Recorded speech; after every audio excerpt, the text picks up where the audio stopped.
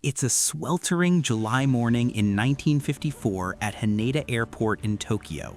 The air is thick with the hum of propeller engines and the organized chaos of a world still rebuilding after the war. Passengers in sharp suits and hats move through the terminal, and among them is a man who looks completely unremarkable at first glance. He's middle-aged, carries a briefcase, and speaks several languages fluently, though French seems to be his primary tongue. He approaches the immigration counter with the confidence of a seasoned traveler, but when he hands over his passport, the officer's routine check comes to a screeching halt. The document looks authentic. It has official stamps from all over Europe and South America, but there's one problem that defies every law of geography. The passport was issued by a country called Taured. The officers exchange confused looks.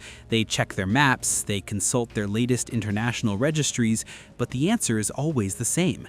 Taured doesn't exist. It's not on the map today, it wasn't there yesterday, and it has never been part of our history.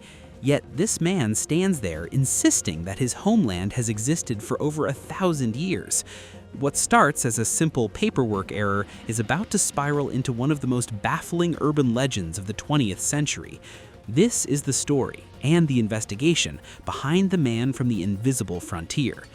Today, we're digging into a case that feels like it was ripped straight out of a science fiction novel. It's a story about a man who wasn't hiding from the world just didn't recognize where he came from. Was he a traveler from a parallel universe, a glitch in the Matrix, or is there a much more human explanation hidden in the archives of Japanese law enforcement? In this episode, we're going to walk through the interrogation, the impossible map incident, and the vanishing act that left the Tokyo police in a state of total shock. But most importantly, we're going to do what we do best. We're going to look for the truth behind the legend and see if we can find the real identity of the man who claimed to be from a country that never was.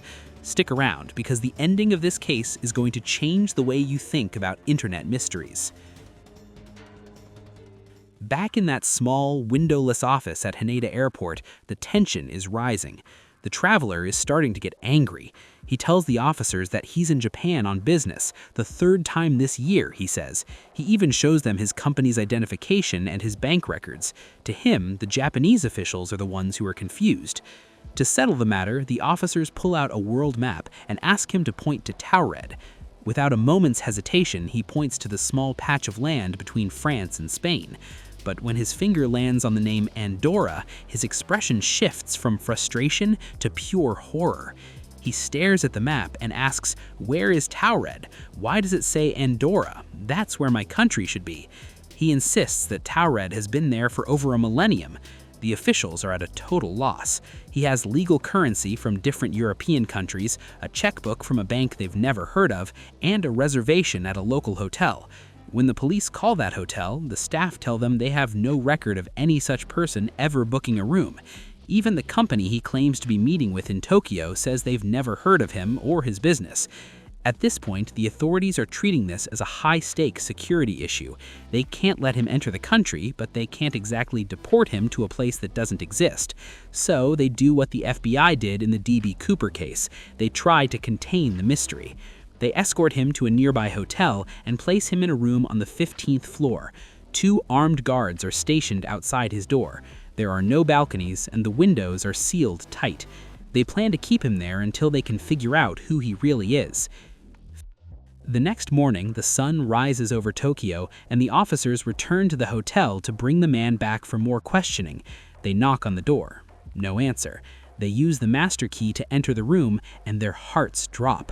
The room is empty. The bed is neatly made, the man's personal belongings, including his Taured passport and those mysterious checks.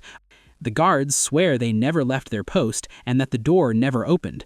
The window is still locked from the inside, 15 stories above the ground. It's as if the man simply blinked out of existence.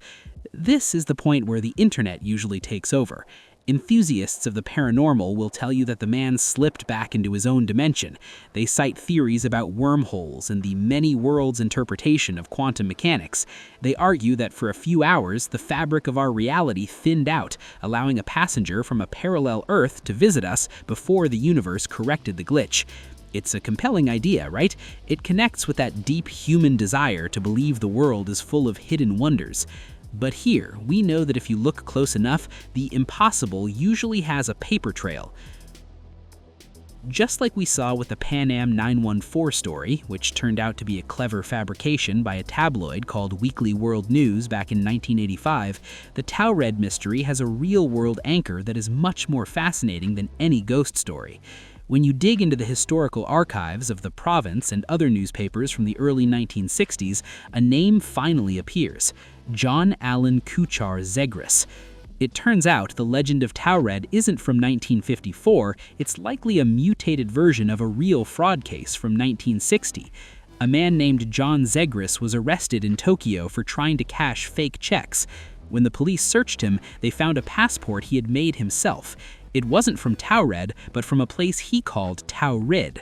He claimed it was south of Ethiopia, and he had even written the passport in a language he invented. Zegras was a master of aliases and international fraud. He wasn't a traveler from another dimension, he was a brilliant con artist who used the chaos of the post-war era to move through borders using fake identities. During his trial, he actually tried to commit suicide in the courtroom after being sentenced to prison. The story of the man from a country that doesn't exist was so bizarre that it caught the attention of the press. Over the next few decades, the details were polished. Taurid became Taured, the date was moved back to the 50s to make it sound like a classic mystery, and the disappearance from a locked room was added to give it that final, unsolvable twist. So what does the enigma of Taurid really tell us? It proves that a well-designed story is more powerful than a dry fact. The legend survives because it connects with our sense of wonder. We want to believe in parallel universes because it makes our own world feel a little less predictable.